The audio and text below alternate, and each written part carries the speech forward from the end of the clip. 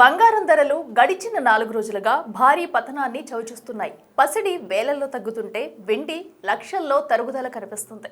దీనికి కారణం అమెరికా అధ్యక్షుడు డొనాల్డ్ ట్రంప్ తీసుకున్న నిర్ణయమే. అసలు ట్రంప్ తీసుకున్న నిర్ణయానికి గోల్డ్, సిల్వర్ ప్రైస్ తగ్గడానికి గల కారణాలేంటి? ఈ స్టోరీలో తెలుసుకుందాం. అమెరికా అధ్యక్షుడు డొనాల్డ్ ట్రంప్ తీసుకునే ఏ నిర్ణయమైనా పెను సంచలనమని చెప్పాలి. గత కొన్ని రోజుల క్రితం అంటే జనవరి 30 శుక్రవారం రోజు కెవిన్ వార్ష్ ను అమెరికా ఫెడరల్ రిజర్వ్ చైర్మన్ పదవికి తన అభ్యర్థిగా ప్రకటించారు. ఈ నిర్ణయంతో ఫెడరల్ రిజర్వ్ స్వతంత్రతపై కొనసాగుతున్న చర్చల మధ్య సెనేట్లో కెవిన్ వార్ష్ పై కూడా తీవ్ర చర్చ జరిగింది. ఈ క్రమంలోనే ట్రూత్ సోషల్లో చేసిన ఒక పోస్ట్లో ట్రంప్ మాట్లాడుతూ federal reserve system board of governors చైర్మన్గా కెవిన్ వార్ష్ను నామినేట్ చేస్తున్నట్లు ప్రకటించడం నాకు ఎంతో ఆనందంగా ఉందని అన్నారు. అయితే ట్రంప్ దృష్టిని ఆకర్షించిన కెవిన్ వార్ష్ ఎవరు? ఎందుకు ఇతనిని అంత పెద్ద పదవికి నామినేట్ చేశారన్న దానిపై ఉత్కంఠ నెలకొంది. కెవిన్ వార్ష్ హువర్ ఇన్స్టిట్యూషన్లో ఎకనామిక్స్ విభాగంలో షెఫర్డ్ ఫ్యామిలీ డిస్టింగ్విష్డ్ విజిటింగ్ ఫెలోగా, అలాగే స్టాన్ఫర్డ్ గ్రాడ్యుయేట్ స్కూల్ ఆఫ్ బిజినెస్లో లెక్చరర్గా పనిచేస్తున్నారు. అంతేకాకుండా డ్యూకెన్ ఫ్యామిలీ ఆఫీస్ ఎల్ఎల్సీలో స్టాన్లీ డ్రకెన్ మిల్లర్తో కలిసి భాగస్వామిగా ఉన్నారు. వార్ష్ స్టాన్ఫర్డ్ యూనివర్సిటీ నుంచి ఏబీ డిగ్రీని, హార్వర్డ్ లా స్కూల్ నుంచి జేడీ డిగ్రీని పొందారు.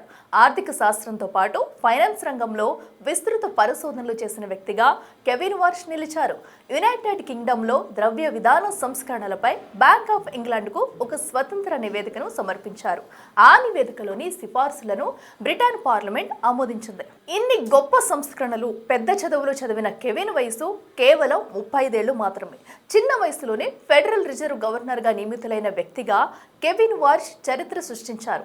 ఆయన 2006 నుంచి 2011 వరకు federal reserve board of governor సభ్యుడిగా పనిచేశారు. అలాగే G20 సమావేశాల్లో ఫెడరల్ రిజర్వ్ ప్రతినిధిగా, ఆసియాలోని అభివృద్ధి చెందిన ఆర్థిక వ్యవస్థలతో బోర్డు ప్రతినిధిగా బాధ్యతలు నిర్వర్తించారు. అంతేకాకుండా అదనంగా ఫెడరల్ రిజర్వ్ బోర్డులో పరిపాలనా గవర్నర్గా పనిచేసిన అనుభవాన్ని గణించారు. ఫెడరల్ రిజర్వ్ బోర్డు సంస్థ కార్యకలాపాలు, సిబ్బంది, ఆర్థిక పనితీరును పర్యవేక్షించారు. ఫెడ్లో చేరకముందు 2002 నుంచి 2006 వరకు వైట్ హౌస్ నేషనల్ ఎకనామిక్ కౌన్సిల్లో ఆర్థిక విధానాలపై అధ్యక్షుడికి ప్రత్యేక సహాయకుడిగా పనిచేశారు. అంతేకాకుండా ఎగ్జిక్యూటివ్ సెక్రటరీగా సేవలందించారు. ఇకపోతే అంతకుముందు న్యూయార్క్లోని మోర్గాన్ స్టాన్లీ అండ్ కో సంస్థలో అనేక విభాగాల్లో వైస్ ప్రెసిడెంట్, ఎగ్జిక్యూటివ్ డైరెక్టర్గా కూడా పనిచేశారు. కెవిన్ తనకు చాలా కాలంగా తెలుసని, ఆయన అత్యుత్తమ ఫెడ్ చైర్మన్లో ఒకరిగా మంచి గుర్తింపు పొందినట్లు ట్రంప్ తన పోస్ట్లో తెలిపారు. ఇలా కెవిన్ వార్ష్ను ఫెడరల్ రిజర్వ్ బ్యాంక్ చైర్మన్గా నియమించిన నాటి నుంచి బాండ్ల రేట్లు పెరుగుదల కనిపించింది. దీంతో ఇంట్రెస్ట్ రేట్లు పెరిగిన బాండ్లపై ఇన్వెస్ట్ చేసేందుకు పెట్టుబడిదారులు ఆసక్తి చూపుతున్నారు. ఇలా బంగారం, వెండి ధరలకు డిమాండ్ తగ్గి బాండ్ల వైపు మొగ్గు చూపుతుండటంతో ఈ లోహాల ధరలు పతనమవుతున్నాయి.